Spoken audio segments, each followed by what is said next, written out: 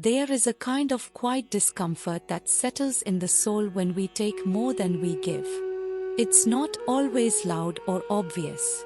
In fact, most people don't even notice it right away. They smile when something comes easily. They celebrate shortcuts. They admire success that looks fast and effortless. But somewhere deep inside, something doesn't feel right, and that feeling stays, even when the world is applauding. Because when we receive without offering anything back, we break a sacred rhythm. We disrupt the quiet order that holds everything together. The gift may arrive, but if we don't align ourselves with the effort that sustains it, we begin to feel disconnected, not just from others, but from our own peace. In the Bhagavad Gita, Krishna speaks to this clearly. He says, "One who enjoys the results of work without sacrifice is a thief." It's not a soft word, not a misunderstanding or an innocent mistake. A thief. And Krishna never chooses strong words without reason. To understand why he speaks so firmly, we need to step away for a moment from the mindset we've grown up with. The one that says more is better, faster is smarter, and comfort is the ultimate goal. We need to step into the world of dharma, where everything is held together by balance, where nothing is truly separate, and where sacrifice isn't loss, it's alignment. In that space, nothing is truly free. And that's not a punishment, it's wisdom. Because when something has a cost, we don't take it lightly. We respect it. We care for it. We become humble before it. But when we want the results without the discipline, the applause without the practice, the benefits without the contribution, something inside begins to shift. Slowly, the soul forgets its role in the larger whole. And that's when real suffering begins, not always on the outside, but in the quiet, restless place within. Because when we stop giving, we stop growing. And when growth stops, even success starts to feel hollow. There's a story of a man who inherited a vast fortune. He hadn't worked for it. He didn't understand the effort behind it. One morning, he simply received it, a gift from a father he barely knew, along with a letter he didn't read. For a while, everything looked beautiful. He traveled, spent freely, lived in luxury. But over time, a strange emptiness crept in.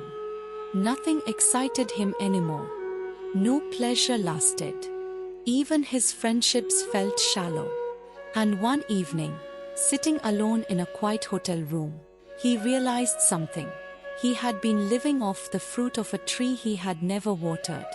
And slowly, that tree was dying. That's the warning Krishna offers, not to scare us, but to awaken us.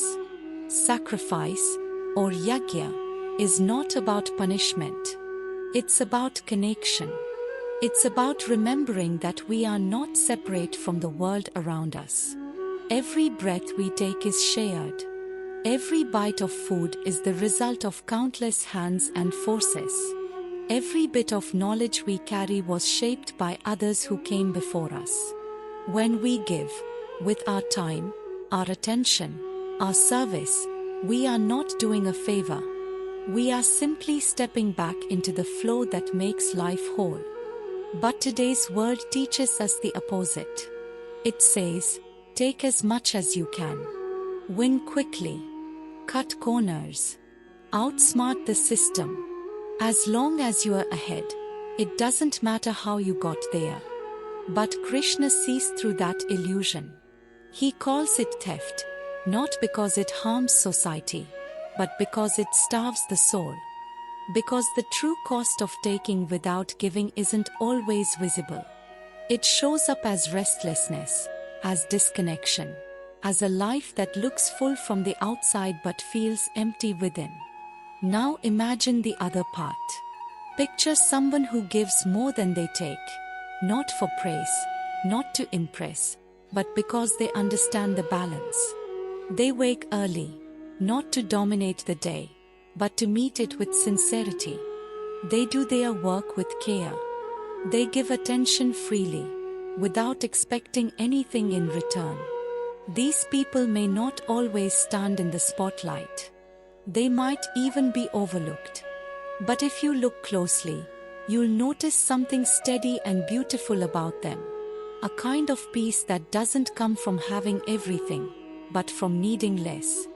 Because when you give from the heart, not for gain, but from truth, something inside you begins to settle. You stop needing to prove yourself. You stop chasing more. And life begins to feel meaningful again. Not because it's perfect, but because it's real. Krishna isn't asking us to suffer. He's asking us to remember the deeper exchange life is built on. An exchange not measured in money or success, but in intention, effort, and humility. Breath for breath. Help for help. Care for care. When we forget that exchange, we begin to feel lost, even if everything looks fine on the surface. But when we honor it, when we live as part of the rhythm instead of trying to stand above it, we find something even better than success. We find meaning. And that meaning doesn't need recognition. It doesn't shout. It just grows slowly. In the way we speak to someone who's hurting. In the way we stand by our responsibilities. In the way we choose to serve even when no one is watching. Because every act of offering, no matter how small, nourishes the soul. Still, let's be honest. It's hard. It's tempting to take the easier road. It's easy to celebrate results without questioning the process. That's why Krishna doesn't just offer advice. He offers a mirror.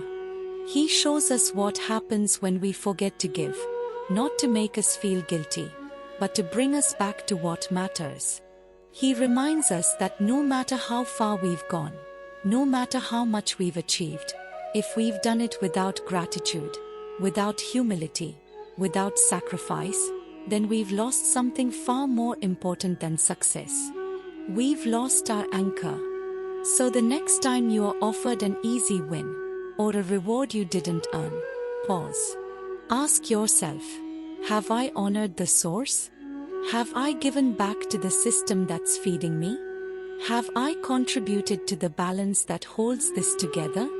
Because when you ask those questions, and truly ask them with sincerity, your life begins to shift. You stop taking from the world. You start dancing with it. And in that dance, you find joy that lasts. Not because it was easy, but because it was honest. That is the heart of sacrifice. That is the rhythm of dharma. And that is the quiet, steady path Krishna walks.